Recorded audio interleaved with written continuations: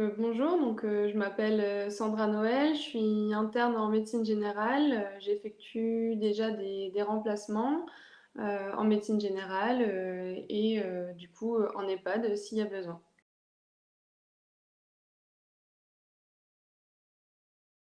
La plupart des téléconsultations réalisées en EHPAD, c'est surtout pour du renouvellement d'ordonnance, pour des patients du coup que le médecin généraliste connaît bien, et on peut facilement faire un renouvellement d'ordonnance par téléconsultation. Parfois, on va dire peut-être une téléconsultation sur quatre à peu près. Ça peut être pour une situation aiguë, par exemple une douleur inhabituelle, une adaptation de traitement, des choses comme ça.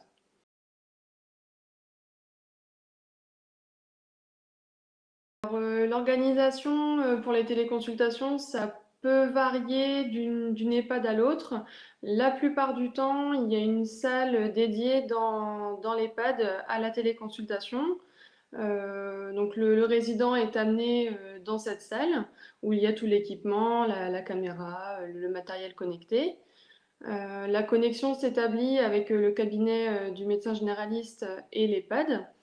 Et ensuite s'ensuit une téléconsultation quasiment comme une consultation classique, hein, où on a en face de nous le résident accompagné de l'équipe soignante.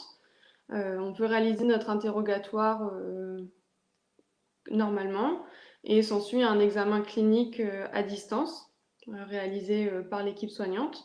Donc l'auscultation, examen à l'otoscope si besoin.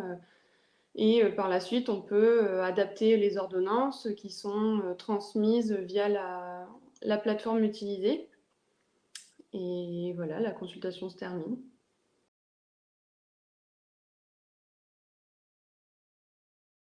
L'équipe soignante pendant la téléconsultation, elle est indispensable. Ça permet, voilà, ils sont là pour qu'on puisse réaliser une téléconsultation performante.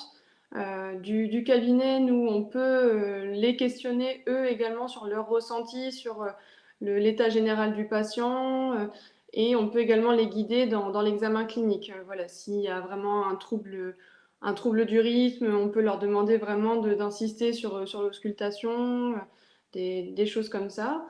C'est vraiment un lien de coopération avec l'équipe soignante. L'équipe soignante représente nos mains pendant la téléconsultation.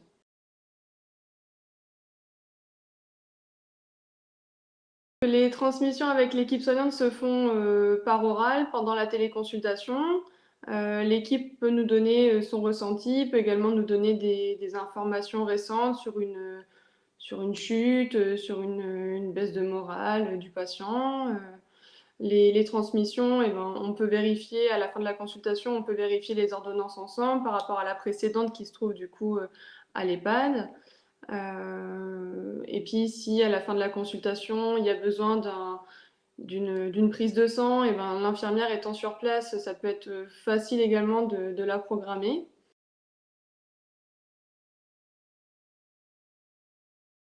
C'est mes consoeurs, confrères peuvent faire appel au médecin coordonnateur en passant par l'équipe soignante de l'EHPAD pour réaliser, par exemple, un test sur place, par exemple un test de mémoire ou des choses où vraiment il faut que le médecin soit sur place. Parfois, le médecin coordonnateur peut entrer dans la boucle.